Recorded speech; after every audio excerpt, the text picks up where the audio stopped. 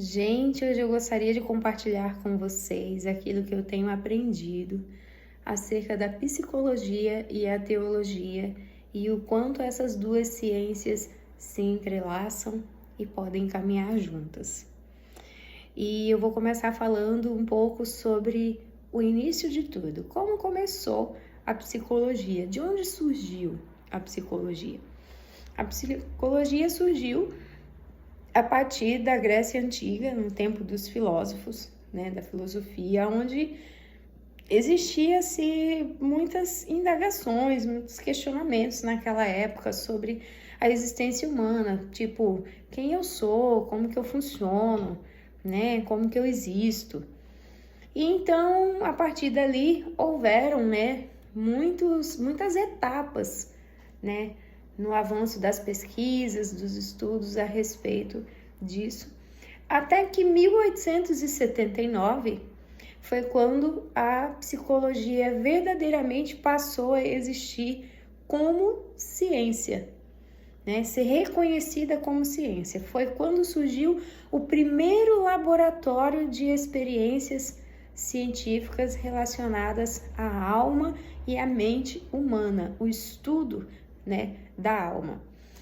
E a partir dali vieram muitas abordagens a respeito da psicologia. Eu vou citar aqui 5 delas, que seria o behaviorismo, a psicanálise, a época Gestalt, o humanismo, a terapia familiar sistêmica.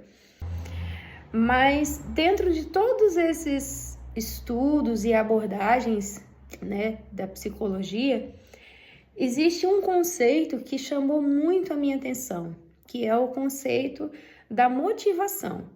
Todo ser humano tem motivações, Isso é uma característica do ser humano.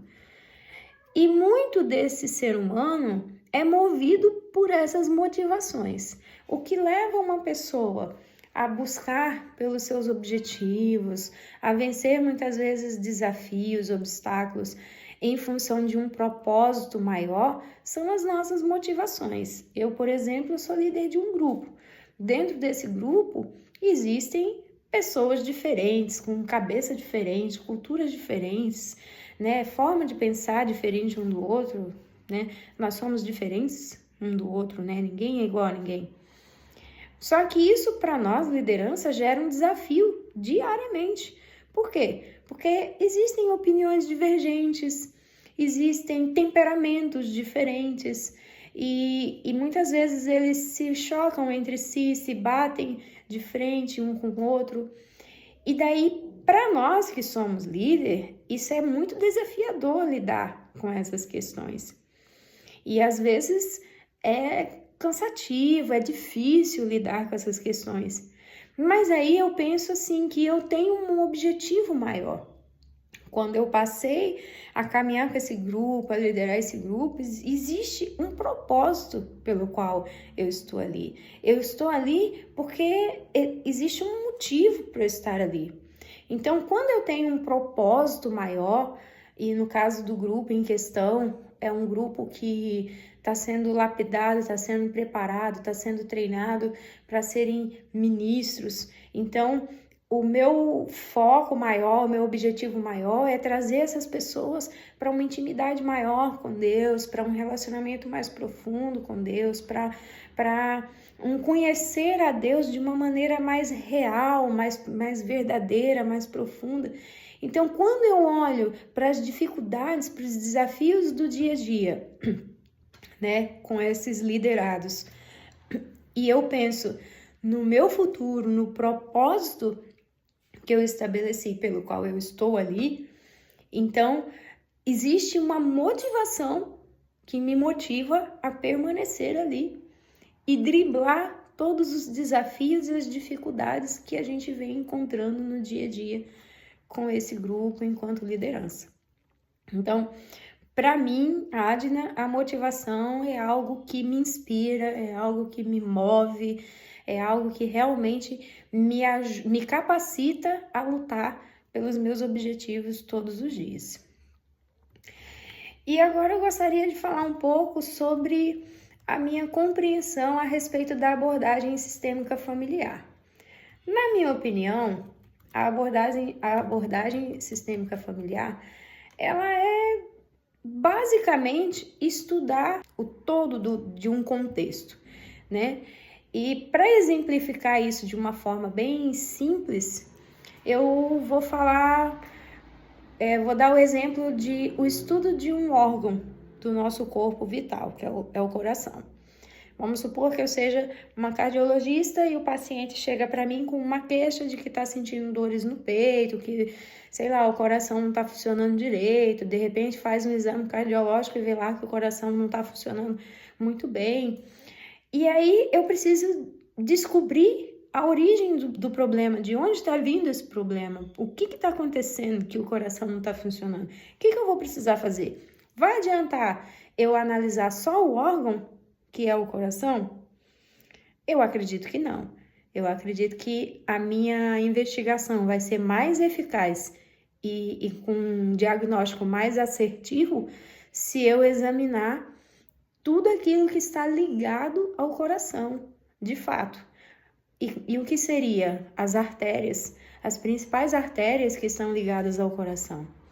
De repente pode ser que eu encontre uma artéria que esteja entupida e não está bombeando o sangue adequadamente para o coração e fazendo esse coração funcionar corretamente. Então, o que eu quero dizer com isso? A terapia sistêmica familiar, ela nos mostra que não adianta eu olhar para o indivíduo como um ser único. Não, ninguém veio do nada. Todo mundo tem suas origens, tem as suas raízes e às vezes é importante a gente olhar com carinho, com atenção para tudo aquilo que está ligado a esse ser, a esse indivíduo. Então, para mim, a terapia familiar sistêmica, que inclusive foi para mim a que mais me chamou a atenção, né?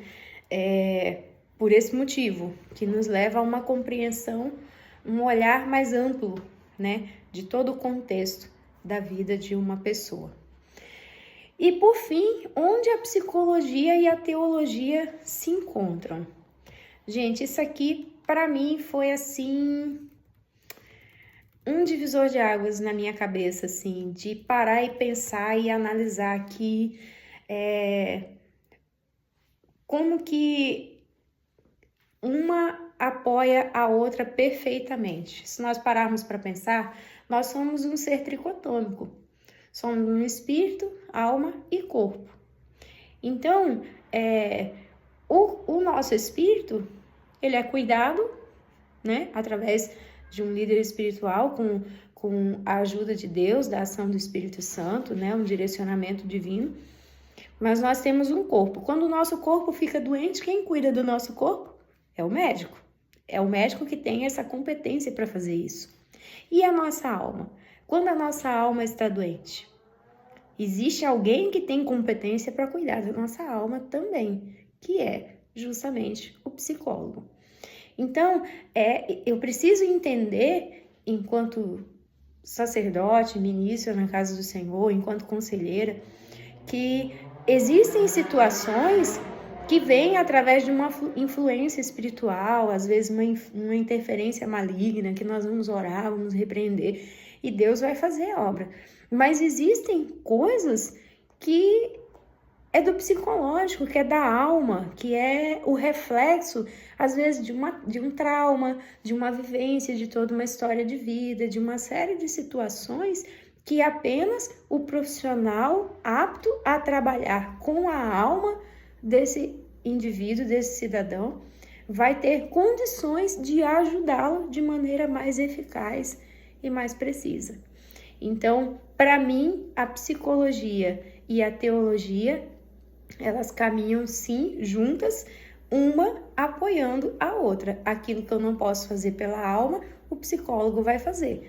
E aquilo que o psicólogo não pode fazer pelo espírito, eu, como sacerdote da casa do Senhor, estou aqui para fazer.